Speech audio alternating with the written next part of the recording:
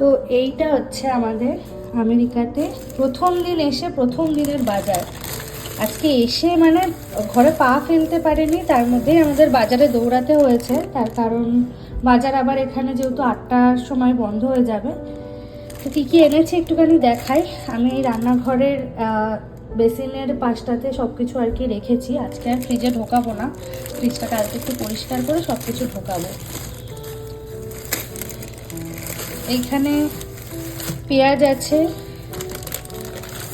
এইখানে এটা all purpose flower ময়দা আছে, ধনেপাতা আছে। এখানে ধনেপাতাটা খুব ভালো পেয়েছি। এখানে ব্রকলি আছে, এখানে লঙ্কা আছে। যেহেতু মানে জার্মান সুপার মার্কেট আর বলা যাবে না, মুখ থেকে বেরিয়ে যাচ্ছিল। যাই হোক, এখানে আমেরিকান সুপার মার্কেট থেকে যেহেতু আনা, সেই কারণে এই লঙ্কাগুলো পেয়েছি। তবে ইন্ডিয়ান স্টোর থেকে ভালো ঝাল লঙ্কা আনতে হবে। এখানে ইন্ডিয়ান স্টোরটা অনেকটা দূরে। হাতের কাছে যেটা পেয়েছি আজকে সেটাই নিয়ে এসেছি। আস্তে আস্তে সব কিছু চিনতে জানতে পারবো।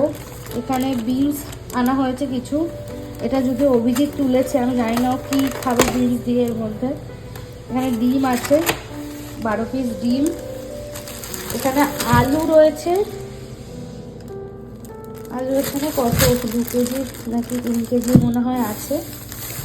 এখানে আদা রয়েছে, এতে রয়েছে রসুন, এখানে রয়েছে একটা গন্ধরাজ লেবু, এখানে রয়েছে একটু কলা, এখানে একটু টমেটো রয়েছে, একটা মিষ্টি আলু, একটা চাল কুমড়ো।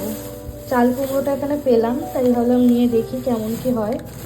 আর এখানে আমার অল টাইম ফেভারিট ফুলকপি। এখানে রয়েছে চিনি, আর এখানে রয়েছে একটা ব্রিটানিয়া রাস্ক বিস্কুট। এখানে আমেরিকান সুপার মার্কেটেও দেখলাম আমি ব্রিটানিয়া রাস্ক বিস্কুটটা পাওয়া যাচ্ছে। যদিও চা পাতা আনা হয়নি, বিস্কুটটা অ্যাকচুয়ালি আনা চায়ের সাথে খাওয়ার জন্যই। আচ্ছা, এখানে একটু নুন আনা হয়েছে, এখানে আনা হয়েছে ক্যাপসিকাম, এখানে রয়েছে একটা শসা, এখানে রয়েছে একটা তেলের বোতল। ব্যাগে এত জিনিস আনা হয়েছে, তেলের বোতলের সিলটা এখান দিয়ে উঠে গেছে। আর এখানে রয়েছে একটা বডি ওয়াশ রয়েছে, এই বাসন মাজার আর কি খোসা। এখানে রয়েছে এলাচ,